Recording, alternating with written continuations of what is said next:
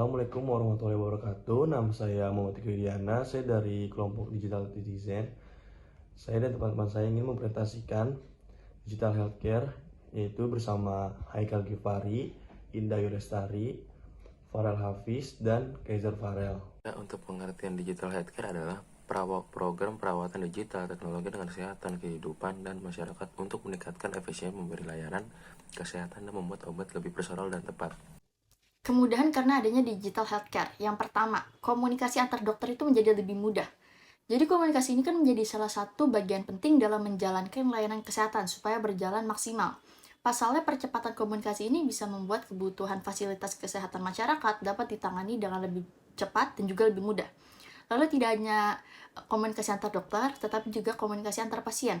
Karena digitalisasi dapat memudahkan para pasien untuk menyimpan maupun melihat riwayat pengobatan yang telah dilakukan.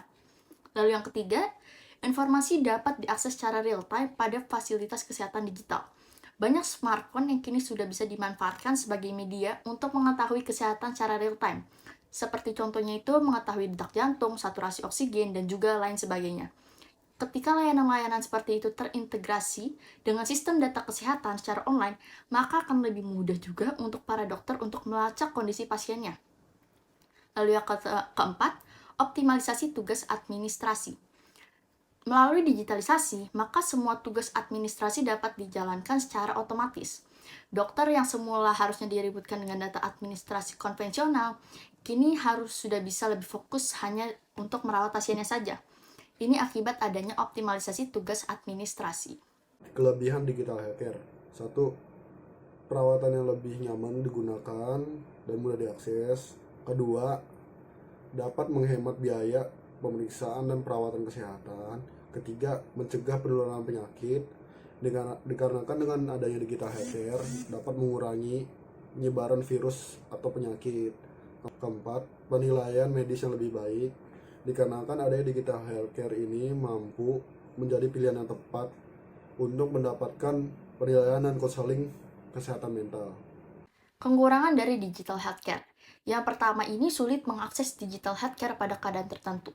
Beberapa orang ini mungkin mengalami sulit mengakses layanan digital healthcare, misalnya itu karena adanya kendala jaringan internet atau tidak memiliki alat komunikasi atau smartphone. Yang kedua, kurang membangun ikatan dengan dokter. Karena pemeriksaan ini dilakukan secara virtual, contohnya itu kayak lewat video call atau chat dan lain sebagainya, ini mungkin kurang cocok bagi Anda yang menyukai hubungan lebih pribadi atau bicara secara tatap muka. Yang ketiga, ada penyakit yang tidak bisa diperiksa secara online. Jenis penyakit dan masalah tertentu itu memerlukan pemeriksaan secara fisik yang hanya bisa dilakukan saat Anda konsultasi secara tatap muka dengan dokter. Mengoptimalkan digital healthcare. Ada 3 hal terpenting terkait konsep digital health, yaitu infrastruktur internet memadai, integrasi telemedis, serta elektronik medical record, guna mewujudkan infrastruktur internet yang memadai. Selain diperlukan fasilitas internet, juga dibutuhkan kolaborasi sejumlah pihak dalam satu ekosistem. Mereka yang dimaksud khususnya tenaga kesehatan, startup di bidang digital health, fasilitas kesehatan, dan farmasi. Berikut ini adalah input dan output dari digital healthcare. Yang pertama, inputnya itu adalah pasien yang sakit.